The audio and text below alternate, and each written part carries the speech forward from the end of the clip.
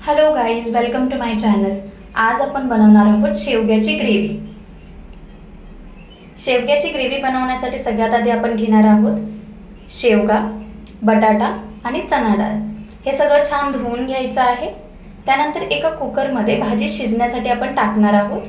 भाजीच्या लेवलपर्यंत पाणी आपण त्या कुकरमध्ये टाकणार आहोत. त्यानंतर एक फ्लॅट चमचा मीठ आपण यामध्ये टाकतोय, अर्धा चमचा हळद. कुकरचं झाकण लावून आपण शिजायला एक मीडियम फ्लेमवरती 15 ते 20 मिनिटं ठेवणार. भाजी शिजेपर्यंत आपण याचं वाटण करून घेणार आहोत ग्रेव्हीचं. सगळ्यात आधी आपण भाजलेलं खोबरं 2 मूठ यामध्ये टाकतोय. ते छान बारीक करून घ्यायचं आहे. खोबऱ्याचं वाटण बारीक झाल्यानंतर त्यामध्ये भाजलेला कांदा आपण टाकणार आहोत.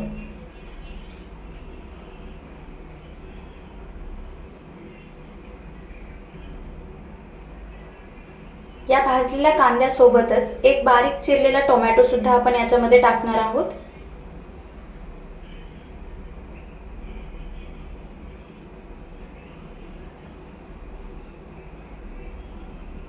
यामध्ये आपण 1 ग्लास पाणी टाकलेलं आहे वाटण बारीक होण्यासाठी. छान बारीक झालेलं आहे हे वाटण.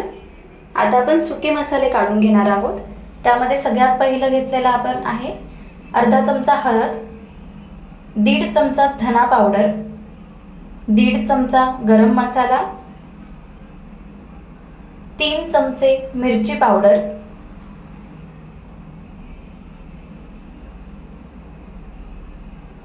3 चमचे मीठ घेतलेला आहे आपण, 4 चमचे आपण कांदा लसूण मसाला घेतलेला आहे.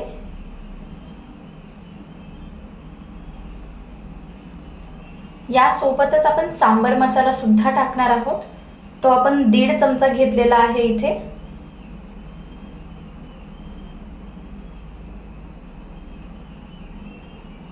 आता आपण फोडणी देणार आहोत. फोडणीसाठी आपण तेलामध्ये सगळ्यात पहिलं 2 चमचे जिरे टाकलेले आहे, 2 चमचे मोहरी टाकलेली आहे, कढीपत्ता टाकून घ्यायचा आहे. छान तडतडल्यानंतर त्यामध्ये अर्धा चमचा हळद टाकलेली आहे आपण.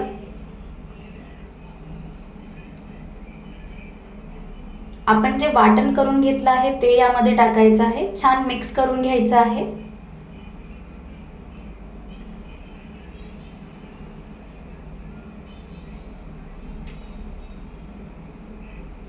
इथे मी 1 चमचा अद्रक लसूण पेस्ट घेतलेली आहे. थोडंसं बेसन पीठ टाकलेलं आहे घट्ट होण्यासाठी. तुम्ही तुमच्या हिशोबाने टाकू शकता.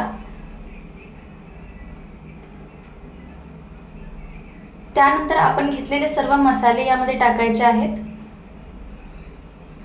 मसाले छान मिक्स करून घ्यायचे आहेत आपल्याला. मिक्स करून झाल्यानंतर एक 5 मिनिटासाठी त्याला झाकण मारून ठेवायचं आहे तेल सुटेपर्यंत. तोपर्यंत आपण आपला कुकर खोलत आहोत. भाज्या खूप छान शिजलेल्या आहेत. 5 मिनिटांनंतर आपण झाकण खोलायचं आहे. तरी सुटलेली आहे. पुन्हा एकदा मिक्स करून घ्यायचं आहे. आपल्या शिजलेल्या भाज्या याच्यामध्ये आपण टाकणार आहोत.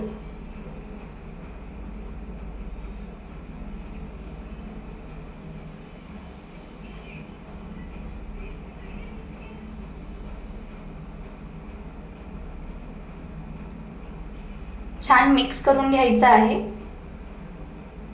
तुमच्या अंदाजाने तुम्ही याच्यामध्ये पाणी टाकू शकता. किती घट्ट हवं आहे, किती पातळ हवं आहे.